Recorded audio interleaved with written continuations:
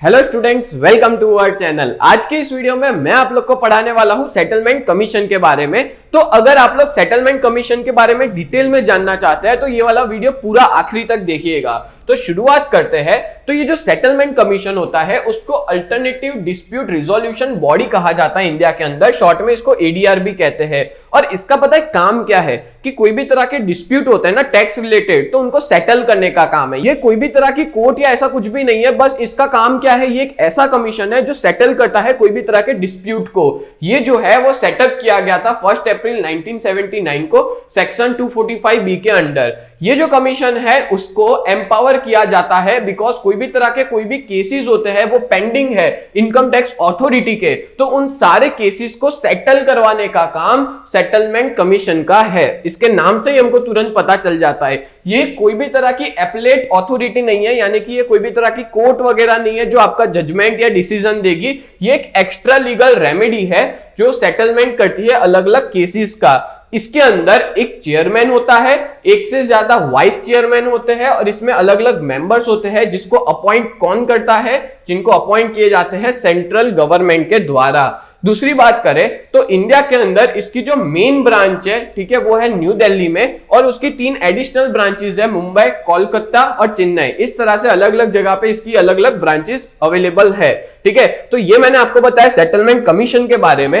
अब मैं आपको बताऊंगा इसके ऑब्जेक्ट्स क्या है सेटलमेंट कमीशन के। तो सबसे पहला ऑब्जेक्ट है कि सेटलमेंट कमीशन को बनाया क्यों गया, इसका मकसद क्या है। तो सबसे पहला यही देके रखा है कि इसको बनाया इसलिए गया है कि ये एक ऐसी चैनल क्रिएट करता है जिससे कोई भी तरह के टैक्स डिस्प्यूट, यानी अगर आपके कोई भी तरह के टैक्स डिस्प्यूट क्रिएट हुए हैं तो वो जल्द से जल्द सेटल्ड हो जाए एक्सपीडिशियसली, यानी कि विद स्पीड एंड एफिशिएंटली। बहुत जल्दी आपके कोई भी तरह के डिस्प्यूट को क्या करते हैं ये लोग सेटल करते हैं, जल्द से जल्द उन डिस्प्यूट्स को खत्म करते हैं। यानी झगड़े है या तो हम कहेंगे कोई भी तरह की प्रॉब्लम्स क्रिएट हुई है तो ये सॉल्व आउट करने का इनका बहुत बड़ा रोल है। नेक्स्ट बात करें तो ये कमीशन जो है वो आपको, ये कोई एस्केप रूट नहीं है, मतलब ये आपको भागने के लिए हेल्प नहीं करता। ये आपको टैक्स, मतलब जो भी टैक्स इवेडर्स है, इवेडर्स मतलब जो लोग ने टैक्स नहीं भरा या टैक्स भरने से बच रहे हैं, उन सबके लिए कोई भागने का प्लान नहीं है। ये क्या करता है, इनफैक्ट ये एक ऐसे डिजाइन किया गया है जिससे कोई भी तरह का टैक्स डिस्प्यूट हो उसका बैलेंस रिजोल्यूशन आए, यानी कि बैलेंस सॉल्यूशन उनका मिल सके। क्योंकि बहुत सी बार क्या होता है, जो इनकम टैक्स अथॉरिटी है वो क्या करती है, बड़े बड़े लेंथी लिटिगेशंस करती है, यानी कि बहुत लंबी लंबी प्रोसीजर्स करती है।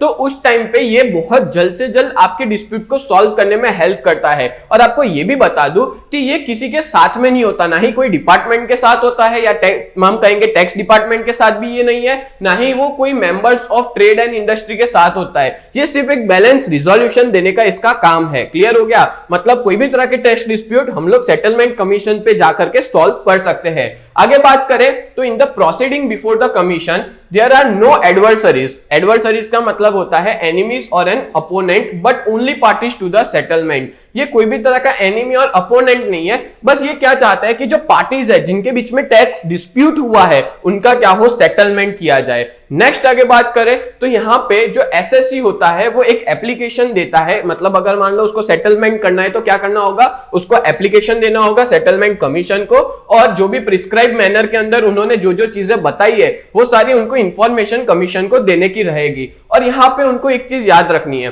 Full and true disclosure. इसका मतलब होता है कि उनको हर एक इंफॉर्मेशन सही, मतलब एकदम ट्रू होनी चाहिए, कोई भी चीज छुपी नहीं होनी चाहिए। मतलब उनको हर तरह की टैक्स लायबिलिटी के बारे में डिस्क्लोज करना है, यानी कि उन्होंने जो भी गड़बड़ की है या जो भी डिस्प्यूट है हर चीज डिटेल में उनको बतानी रहेगी, ठीक है, जिसकी वजह से आप लोग को वो प्रॉपर, हम कहेंगे ना कि प्रॉपर ज्यूरिसडिक्शन हो पाएगा, यानी कि प्रॉपर जजमेंट हो पाएगा कि एक्चुअली में प्रॉब्लम क्या है और उसको कैसे सॉल्व किया जाए। तो अगर आप लोग जो भी लायबिलिटीज है वो अगर उनको बता देते हो तो वो आपको हेल्प करेंगे कि कैसे आप उसको बाहर निकलो, यानी कि कैसे जो डिस्प्यूट क्रिएट हुआ है आपका या इनकम टैक्स अथॉरिटी के बीच में वो डिस्प्यूट को ये लोग सॉल्व कर सके, ठीक है। उसके लिए आपको पूरा ट्रू डिस्क्लोजर देना होगा, आपको वो सारी चीजें भी बतानी होगी जो आपने अपने ऑफिसर को अभी तक नहीं डिस्क्लोज की थी, वो सारी इंफॉर्मेशन भी इनको बतानी रहेगी। बोलो क्लियर हो गया। तो जनरली हम ऐसा कहेंगे कि बहुत सी बार नहीं होता कि इनकम टैक्स अथॉरिटी वाले रेड कर देते हैं और उसके अंदर डिस्प्यूट क्रिएट हो जाता है, तो वैसे सारे डिस्प्यूट सेटल करने का काम इन लोगों का है। नेक्स्ट आगे बात करें तो वो है पावर्स ऑफ सेटलमेंट कमीशन। तो मैं यहां पे आपको 3 अलग अलग तरह के पावर्स बताऊंगा सेटलमेंट कमीशन के। सबसे पहला पावर उनका होता है to grant immunity from the prosecution. Prosecution मतलब होता है कि कोर्ट ने अगर कोई भी तरह का जजमेंट दे दिया है, किसी को गिल्टी फाउंड आउट कर दिया है, किसी पे क्राइम का कोई केस लग गया है, मतलब क्राइम मतलब कि उसने कोई तरह की टैक्स नहीं भरा है, कुछ भी हुआ है उसके ऊपर, तो उस टाइम पे सेटलमेंट कमीशन के पास ये पावर है कि वो उसको इम्यूनिटी दे। इम्यूनिटी मतलब कि एक चांस दे बाहर निकलने का, ठीक है। तो यहां पे आपको अगर कोई भी तरह का आपके ऊपर ऑफेंस लगा है सेंट्रल एक्साइज एक्ट के अंडर, या तो आपके ऊपर ऑफेंस लगा है कस्टम एक्ट के अंदर, या आईपीसी का कोई मतलब लगा है इंडियन पेनल कोड का, या कोई भी तरह का सेंट्रल एक्ट लगा है, तो उस टाइम पे सेटलमेंट कमीशन आपको एक इम्यूनिटी देता है, आपको थोड़ी मतलब हम कहेंगे थोड़ी हिम्मत देता है कि जिसके थ्रू आप क्या कर सको, उससे बाहर निकल सको। मतलब एक होप रहता है, एक चांस रहता है, जो कि सेटलमेंट कमीशन किसको देता है, जिसके ऊपर ये गलत चीज हुई है, मतलब गलत भी हो सकती है, सही भी हो सकती है, ठीक है। जो प्रोसिक्यूशन हुआ है, जो जजमेंट आया है कोर्ट के द्वारा, उसको उसके अंदर इम्यूनिटी देने का काम सेटलमेंट कमीशन करता है। क्लियर। दूसरा है to grant immunity from the imposition of penalty. मान लो कि उसके ऊपर कोई तरह की पेनल्टी लग गई, ठीक है, पैसों की पेनल्टी है या कोई भी तरह की पेनल्टी लग गई, तो उस टाइम पे जो ये कमीशन है उसके पास पावर है कि वो इम्यूनिटी देता है वोनली और इन पार्ट, मतलब पूरी इम्यूनिटी देता है या इन पार्ट में देता है, जिसके थ्रू जो पेनल्टी लगी है, ठीक है, पेनल्टी किसके अंडर लगती है, फाइन लगा है एक्साइज, सेंट्रल एक्साइज एक्ट या कस्टम एक्ट, या तो फिर कोई भी केसेस जो कि केस से कवर्ड होता है। मतलब ये सारी चीजों का जो सेटलमेंट कमीशन है वो क्या करता है, सॉल्यूशन देता है, इम्यूनिटी प्रोवाइड करता है। और आखिरी वाला है तीसरा, deemed to be a judicial proceeding। deemed का मतलब होता है to have a particular opinion about something।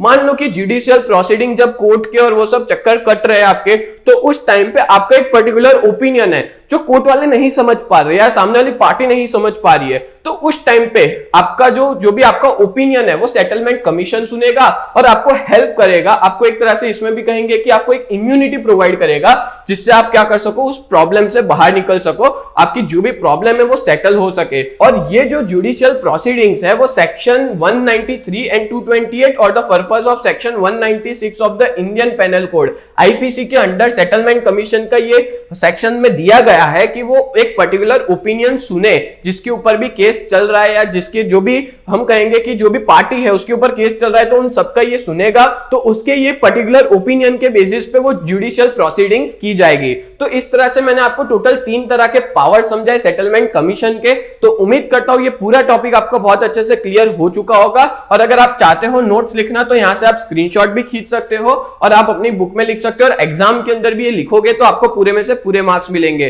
तो ऐसे ही वीडियोस देखने के लिए आप लोग हमारे चैनल को सब्सक्राइब करें। तो मिलते हैं नेक्स्ट वीडियो में, तब तक के लिए bye and thank you so much.